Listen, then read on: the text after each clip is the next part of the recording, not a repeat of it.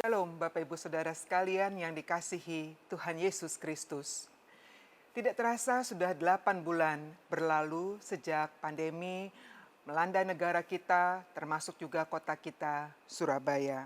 Dan tentu sejak pandemi itu terjadi ada banyak aktivitas dilakukan secara online. Mulai dari anak-anak yang sekolah online, kuliah online, ibadah secara online, bekerja juga sebagian dilakukan secara online. Bahkan ke pasar juga ada yang melakukannya secara online. Mungkin ada yang beli dari ijol market ya, Bapak Ibu Saudara sekalian. Artinya ada banyak perubahan terjadi dalam kehidupan ini sejak pandemi ini terjadi atau melanda kita semua. Mendadak banyak orang jadi pinter masak, menawarkan kue ini, kue itu, menu ini, menu itu, dan promonya juga menarik sekali gitu. Dan semakin banyak promo yang ditawarkan dan tawaran yang masuk ke kita, maka semakin beresikolah dompet kita. Bapak Ibu Saudara sekalian, yang ditawarkan bukan cuma makanan, pakaian, sepatu, sendal, sampai layanan pijat, refleksi, layanan potong rambut, ya. Artinya apa kita melihat? Wah, banyak orang menjadi cerdas dalam menyiasati kondisi krisis. Kalau dulu kita lihat di tempatnya counternya Pizza Hut, orang antri menanti menunggu. Ini sekarang terbalik, karyawan Pizza Hut yang antri di jalan menunggu pembeli. Mereka menawarkan jualannya pizza ukuran kecil, 4 loyang dengan harga 100.000. Bahkan di Jakarta konon ada mall yang resto tertentu karyawannya sampai door to door untuk menawarkan menu-menu masakannya. Mereka jemput bola. Karena apa? Sepi pembeli. Kita melihat bahwa berbagai upaya itu adalah cara orang untuk bertahan hidup. Menyiasati bagaimana tetap eksis dalam hidup ini ketika ada krisis terjadi. Ya, kita tahu ada banyak perusahaan, resto, tempat usaha, tempat hiburan yang harus tutup, yang memang dilarang buka oleh pemerintah di masa pandemik ini. Dan tentu itu berimbas pada orang-orang atau nasib karyawan yang harus dirumahkan, yang tetap harus hidup, agar mereka tetap bisa bertahan dalam kehidupan ini, menghidupi, mencukupi kebutuhan keluarganya. Sebagian orang cukup cerdas melihat peluang di tengah krisis dengan melihat, secara online bisa mereka membuka toko online. Ada yang mengatakan tambah rame pembelinya sejak pandemi ini karena secara online. Padahal sebelumnya tidak terlalu banyak yang membeli. Nah, kita melihat ada juga sebagian orang yang gagap, yang tidak siap dalam menyikapi kondisi yang berubah drastis seperti masa pandemi ini. Bapak Ibu Saudara, bijak dan tanggap serta antisipatif sebenarnya itu adalah sikap iman. Mengapa? Karena hidup ini memang dinamis, segalanya bisa terjadi, keadaan bisa berubah, dan kita menyadari hal itu. Dan itu sebabnya bijak dan tanggap serta antisipatif itu adalah sebuah sikap iman yang harus ada pada kita semua. Karena Tuhan menciptakan kita sebagai manusia yang sempurna, ciptaan yang sempurna di antara ciptaan yang lain. Tuhan bukan cuma menciptakan fisik kita, Dia lengkapi akal budi, segenap karunia dan talenta, bahkan juga iman.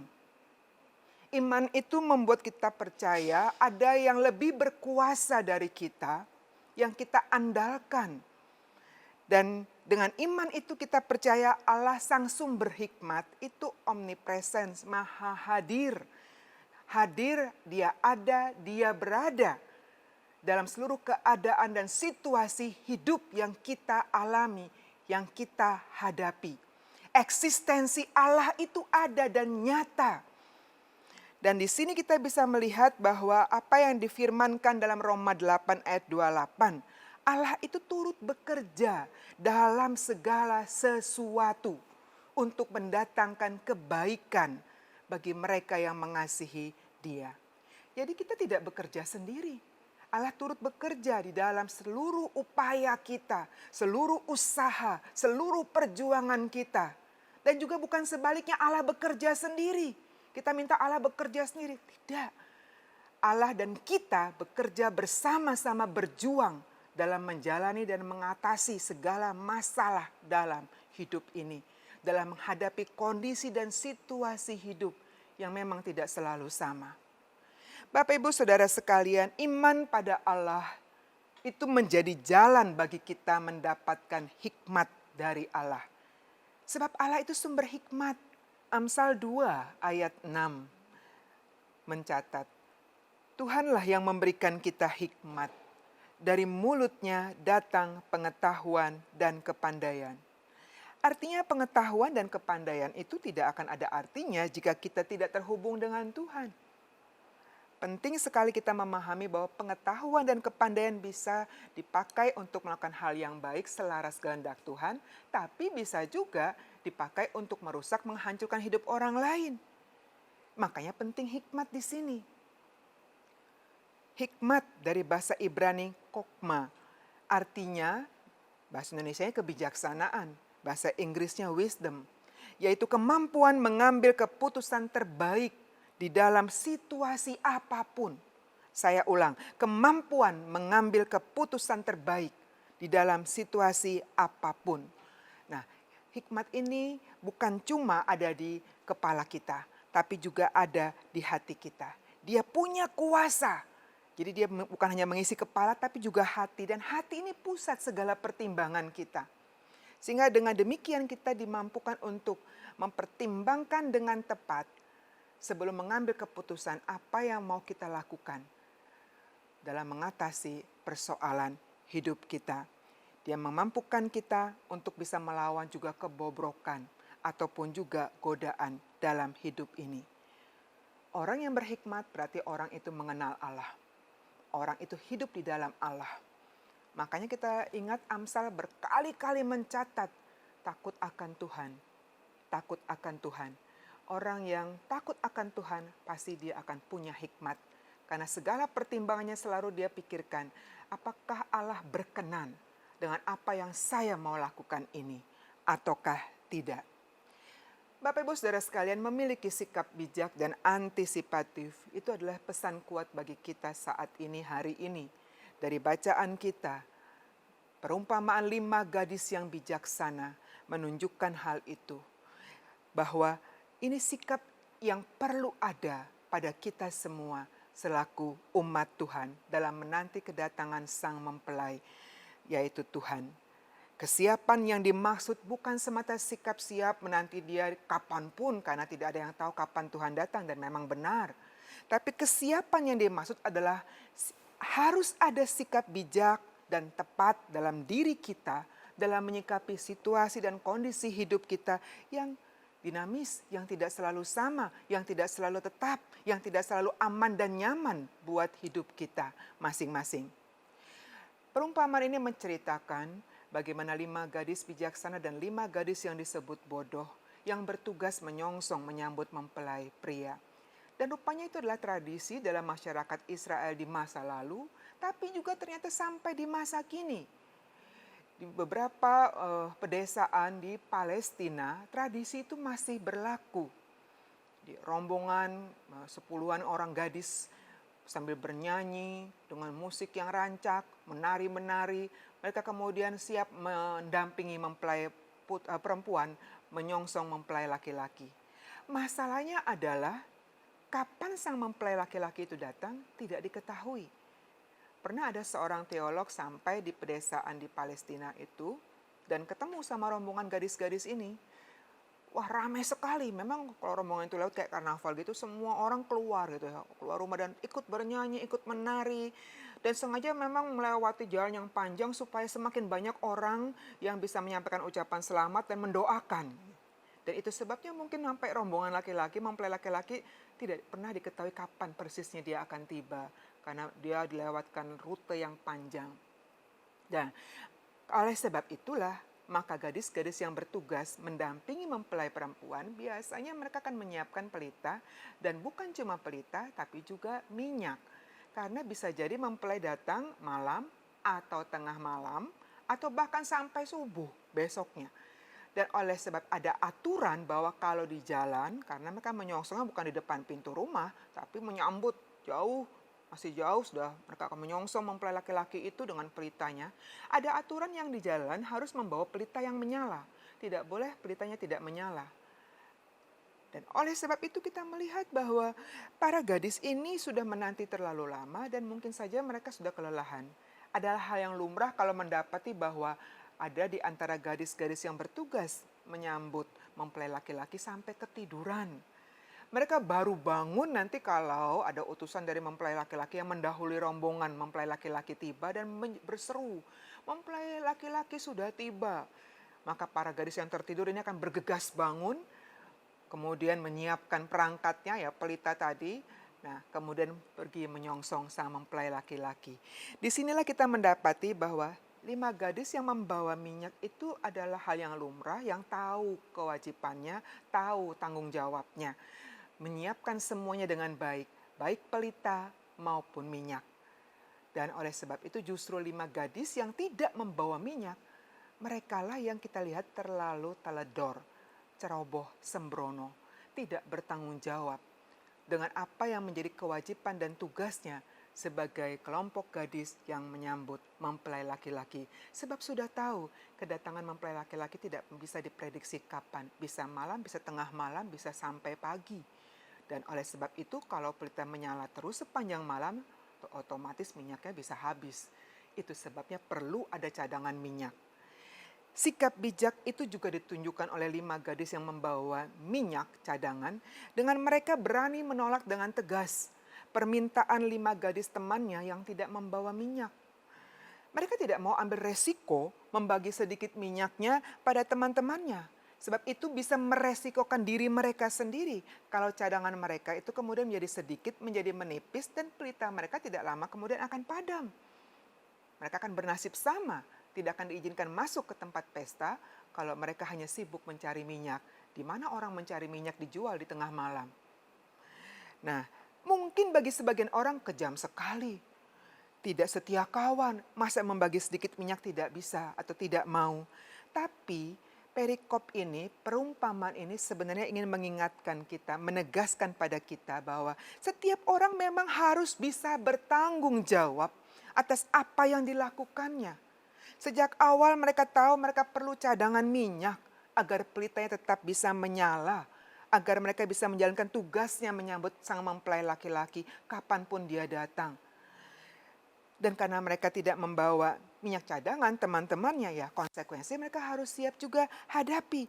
Jangan melempar tanggung jawab atas kesalahan yang mereka lakukan kepada orang lain. Bapak Ibu Saudara sekalian, William Barclay, seorang teolog, ahli perjanjian baru, dia menyampaikan pendapatnya. Kiasan tentang minyak dalam buli-buli ini adalah sebuah analogi hubungan dengan Allah, hubungan kita dengan Allah. Dia mengatakan setiap orang harus memiliki minyaknya sendiri agar pelitanya tetap menyala. Tidak bisa bila meminjam hubungan dengan Allah itu dari orang lain. Ia harus memilikinya sendiri. Kita tidak bisa meminjam karakter orang lain, tapi kita harus dibungkus oleh karakter diri kita sendiri. Kita tidak bisa meminjam kekayaan rohani orang lain. Diri kita sendirilah yang harus memperoleh dan mengumpulkannya. Ada hal-hal yang tidak bisa dipinjamkan pada orang lain, selain dikumpulkan dan diperoleh oleh diri kita sendiri. Artinya Barclay mau mengingatkan kita, setiap pribadi umat Tuhan bertanggung jawab memelihara pelita imannya sendiri. Pelita iman itu akan tetap menyala bila kita selalu terhubung, terkoneksi dengan Allah. Ya, minyak itu harus ada terus pada kita. Hubungan itu, koneksi itu, persekutuan dengan Allah. Lah bila kita sendiri tidak mau mengisi pelita iman kita dengan relasi yang dekat dengan Tuhan, bagaimana pelita itu akan menyala terang?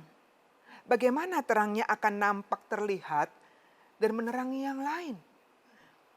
Yang ada hanyalah pelita yang redup dan tidak menghasilkan pendar yang bisa menolong melihat sekeliling dengan jelas. Dan bahayanya pelita yang redup itu mudah padam. Itulah sebabnya Yesus pernah berkata, "Masuklah melalui pintu yang sesak itu, karena lebarlah pintu dan luaslah jalan yang menuju pada kebinasaan. Dan banyak orang yang masuk melaluinya. Karena sesaklah pintu dan sempitlah jalan yang menuju kepada kehidupan, dan sedikit orang yang mendapatinya." Matius 7 ayat 13 sampai 14. Bapak Ibu Saudara sekalian yang dikasihi Tuhan, jangan heran bila jalan yang kita lewati bersama Tuhan itu adalah jalan yang sepi. Tidak padat, tidak berdesak-desakan seperti orang kalau pulang kampung saat lebaran. Jangan terkejut bila banyak orang yang lebih senang menempuh jalan yang menuju kebinasaan daripada jalan yang sepi namun menuju pada kehidupan. Tidak sedikit orang memilih jalan yang instan dalam dia menjawab masalah hidupnya. Tidak sedikit orang tergiur oleh kemewahan dan kesenangan duniawi. Tapi itu menjauhkannya, membelokkannya dari jalan Tuhan. Disinilah hikmat Tuhan benar-benar penting, berperanan menuntun kita semua dalam pertimbangan. Apa yang mau kita lakukan dan kerjakan dalam kita menyikapi dan mengatasi masalah hidup kita. Dalam kita merespon suatu peristiwa atau suatu situasi yang ada dalam hidup kita. Dalam kita mengelola atau menata hidup kita sendiri. Dan tentu di sini pengenalan akan Tuhan akan menolong kita menjalani kehendak Allah dalam seluruh aspek hidup kita. Saudara, di tengah kesulitan tetaplah berjuang. Tetaplah kuat, jangan mengkompromikan diri. Tetap konsisten dengan cara dan jalan yang benar sesuai kehendak Allah. Bila cara-cara yang ditawarkan pada kita itu memang menggiurkan, lebih mudah, tapi berlawanan dengan kehendak Allah, harus punya keberanian dari diri sendiri untuk mengatakan, tidak, saya tidak mau memilih cara itu. Sedih rasanya saya kalau mendengar ada anak-anak Tuhan yang harus berurusan dengan aparat penegak hukum karena dia terlibat tindakan kriminal. Beberapa memilih cara yang seperti itu. Mungkin mereka sudah tidak tahu harus berbuat apa. Sedih rasanya juga kalau mendengar cerita saudara kemudian menculasi saudaranya sendiri karena masalah harta warisan. Ada anak atau menantu yang sampai menggugat, bahkan memilih cara-cara yang jahat terhadap orang tua atau mertuanya. Bahkan ada cerita di mana pasangan menjahati dengan segala kuasa kegelapan, bahkan sampai ada yang tega membunuh demi harta yang begitu menyilaukan matanya. Disinilah kita diingatkan, tetaplah hidup dalam prinsip kebenaran Tuhan. Tetaplah kita konsisten, teguh berjuang, menjadi pribadi yang berkarakter, berintegritas, seperti yang Tuhan mau. Tuhan itu mencintai kebenaran, dan oleh sebab itu jadikan itu sebagai prinsip hidup kita. Segala perkara dalam hidup ini tak ada yang melampaui kuasa Tuhan. Dan artinya kita sadar kuasa Tuhan itu lebih dari segala masalah dalam kehidupan kita. Dan Dia bersama kita dalam menolong kita menghadapi, mengatasi kesulitan hidup. Jadi teguhlah terus dalam iman dan kebenaran. Dalam perjuangan, Dia turut bekerja. Dia memberikan kita hikmat yang memampukan kita menjawab masalah hidup. Terus berkarya, terus berjuang, dan terus mempermuliakan Tuhan. Amin.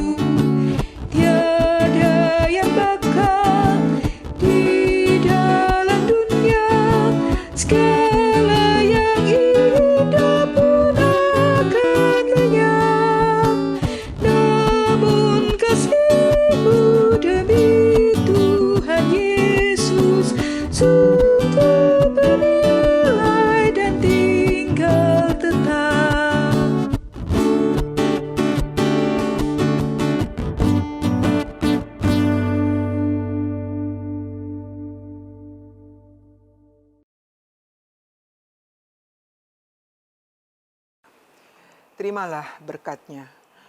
Tuhan memberkati engkau dan melindungi engkau. Tuhan menyinari engkau dengan wajah-Nya dan memberi engkau kasih karunia.